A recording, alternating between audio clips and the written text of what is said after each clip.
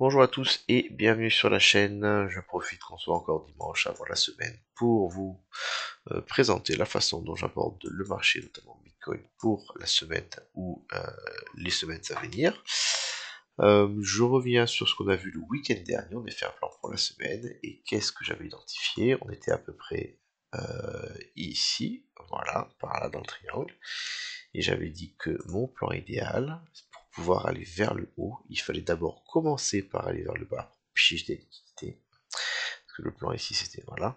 Et donc, j'ai eu la mise à jour, j'ai fait, je crois, le mercredi. Et qu'est-ce qu'on est venu faire? On est venu effectivement bloquer encore une fois sur notre triangle. On est passé sous le triangle, on a fait croire qu'on cassait vers le bas, ce fut un piège. On a réintégré, c'est ce qu'on voulait voir, et à partir de là, on avait le jus, les liquidités, l'énergie nécessaire pour venir enfin casser cette résistance qui était ici et venir attaquer la clôture de notre gap CME. Voilà, ça c'était le plan, ça s'est très très bien passé. Ce gap CME, il est ici. On a fait une clôture le 22 août ici avec une réouverture le lundi, enfin le dimanche soir, donc le lundi là, gros gap. Et je rappelle que quand on a un gap, qu'est-ce qui se passe? Le marché n'aime pas ce qui est évident. Le marché, il aime les déviations pièges et il aime éventuellement bloquer tout ce qui paraît trop facile et simple. Donc il est pour moi probable, je dirais même assez fortement probable, qu'on ne vienne pas sur la première tentative clôturer notre gap. Ok, ou alors carrément on traverse et on dépasse là. Mais venir juste toucher parfaitement le gap ici et se faire rejeter un peu, ça me paraît peu probable. C'est trop simple, c'est trop facile. C'est pas comme ça que le marché gagne de l'argent. Donc, qu'est-ce que ça veut dire? Ça veut dire que, comme on a déjà quand même bien avancé, regardez, il est probable que sur le niveau actuel, on se fasse rejeter. Ok? À partir de là, ça me donne mon plan pour la semaine, en tout cas des idées. 1. La réjection est en cours. Voilà. Dans ce cas, je ne veux pas trade avant d'arriver au moins sur un niveau intéressant qui est le support résistance, l'ancien triangle. Revenir ici, je vais regarder ce qui se passe. Si jamais je vois qu'on commence à réintégrer le gap, je vais penser qu'on va faire une sortie. La sortie du gap, elle est là. Si jamais par contre on traverse par le bas, je ne suis pas intéressé pour trade parce que ici on est dans un range, donc ça peut prendre du temps, ça peut être très aléatoire. Moi, ce qui m'intéresse, tout ce qui va être réintégration. Donc là, c'est une réintégration, ok. Par contre, si on va assez bas, après, je penserai à autre chose. Je penserai éventuellement à la prise des liquidités du bottom, avec pareil, une déviation dessous, ou trade. Si on réintègre, le piège aura fonctionné. On pourra viser une rotation vers le haut. Voilà. Donc vers le bas. Premier niveau qui m'intéresse, le retour support résistance sur le triangle. Deuxième niveau qui m'intéresse, la déviation du bottom. En delà de ça, sans avoir plus d'informations, ça ne m'intéresse pas beaucoup.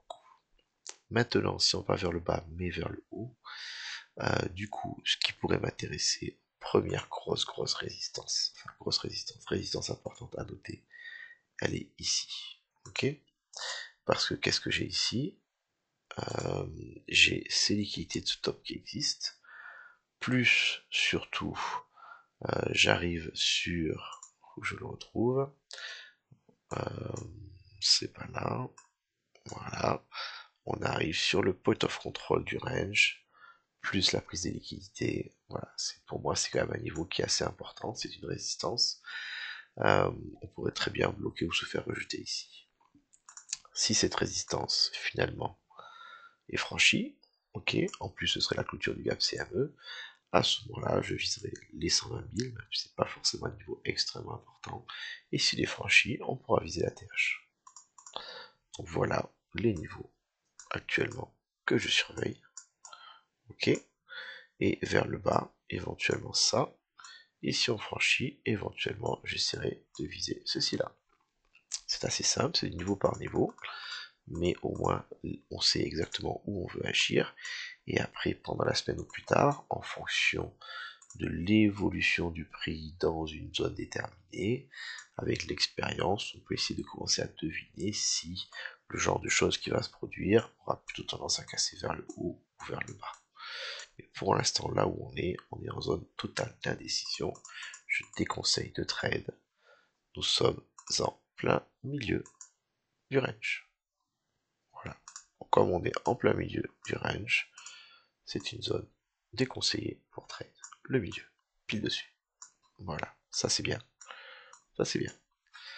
J'espère que ça vous aura été utile. Je vous souhaite une bonne semaine et vous pouvez normalement compter sur moi pour faire une mise à jour pendant la semaine si on a des choses intéressantes qui se produisent et que du coup ça nous donne des informations intéressantes. Bonne semaine.